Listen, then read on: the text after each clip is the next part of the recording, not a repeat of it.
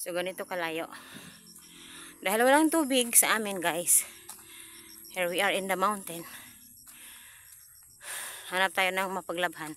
Kasi yung ilog is hindi siya klaro. Dahil umuulan nga. Pula ang tubig sa ilog kasi umuulan. So, yan.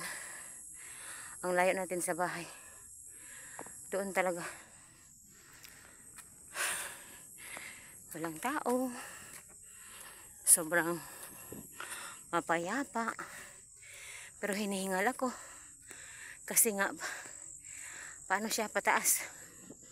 Kailangan mo umakyat. Paakyat siya, guys. Mahirap ang daan doon. Oh. Dito, simento, pero doon hindi. So, doon ang amin, malayo. Itong bundok-bundok na yun.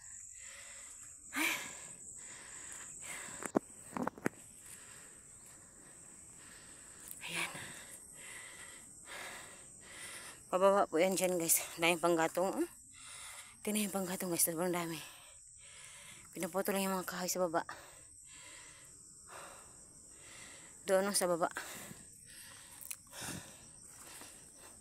Rubber plantation po yan ang uncle ko.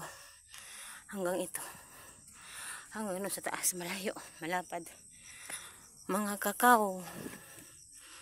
Tingnan nyo yung coconut, guys. Daming bunga.